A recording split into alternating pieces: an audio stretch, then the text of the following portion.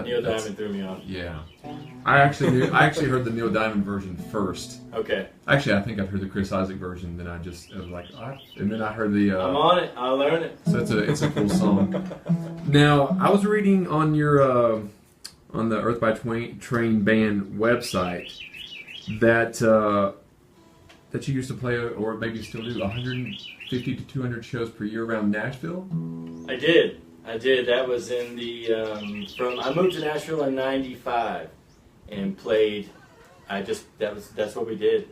I had a band at the time called Aggie Colored Karma, and we played quite a bit for about 5 years, and then I ended up going. Then I ended up getting out of that and going into Anthony Wayne, and it's been nonstop ever since. Now, obviously, there's some good years or some bad years, personally or professionally or both? Both. Now, how? Do you mind if we dive into No. some of the despair? No. Okay, because we often sure. We like dark things around here. Sure. I personally do. Sure. I'll answer what I can. Okay. So, have you dealt with depression and things before in the past? Oh yeah. I think I had. I think the answer was in the bottom of a bottle.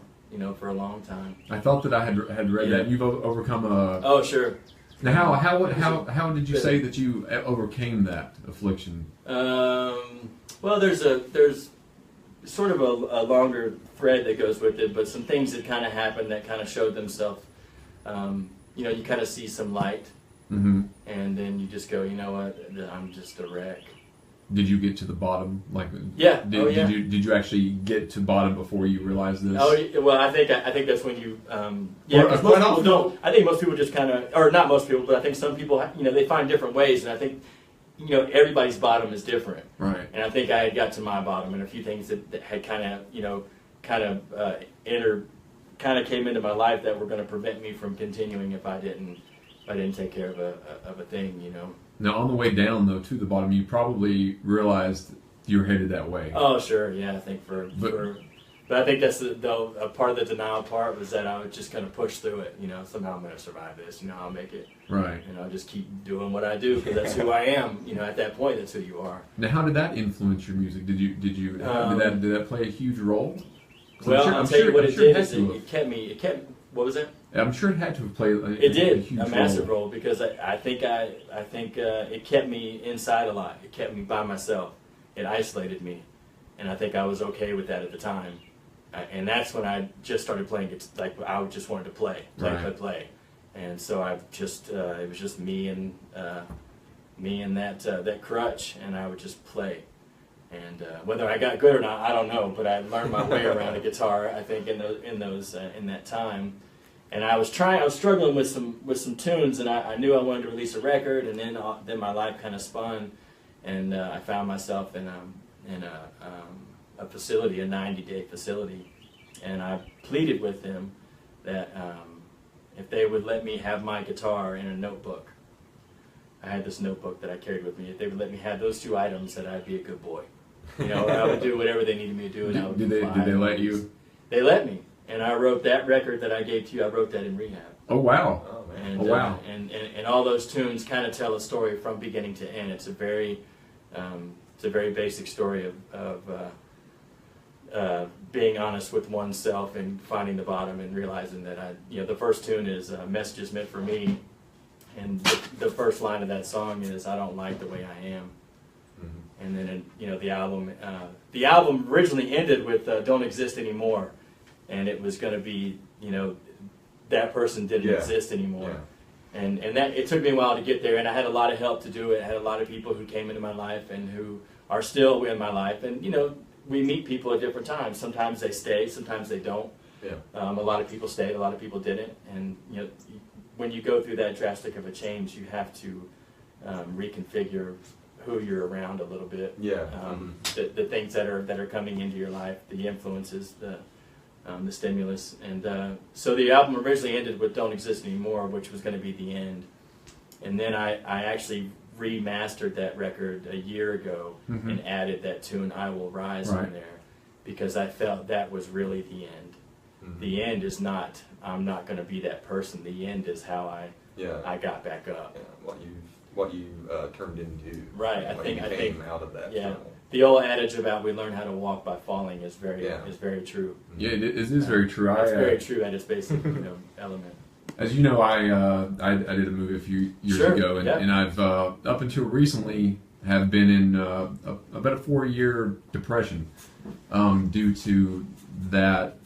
Several different things at the same time as the movie, and you said that you kind of wanted to be alone and such, and I had kind of become a recluse.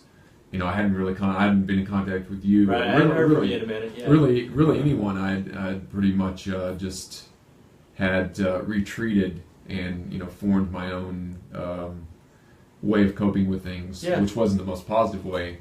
And sometimes it takes that to be able to move ahead, because you have to, half the way down, I was like, this has to stop. And then I know that I'm going in the wrong direction, and there wasn't a light at the end of the tunnel, or so it seemed.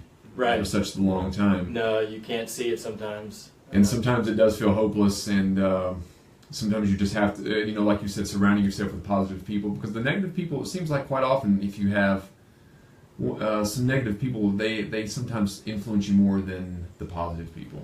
So therefore, when you try to push sometimes it's difficult because you have people that you really like as a person, but they're not a good influence on you. So sometimes you have to cut those ties or such. Yeah, so, it is a struggle. You have to really dig in. You have to go inward a little bit, and you have to. It ultimately becomes a battle that you're in by yourself.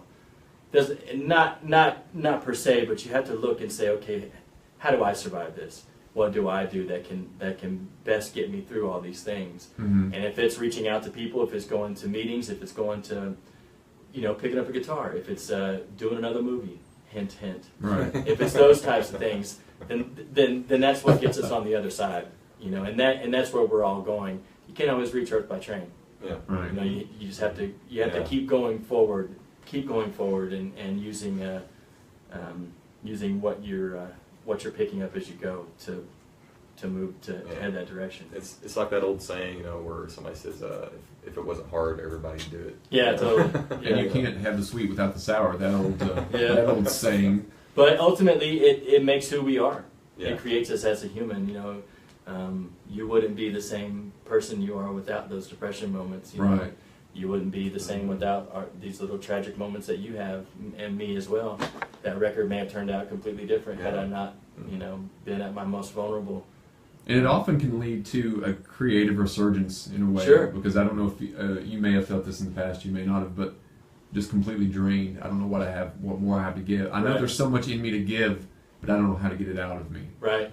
And that you mentioned, hint, I'm actually working on a screenplay and book simultaneously right now, but it took about 4 years to get to this point, and this is part of it too, the show. Good. So good. I'm glad to hear that. I'm glad that you were able to come on the show.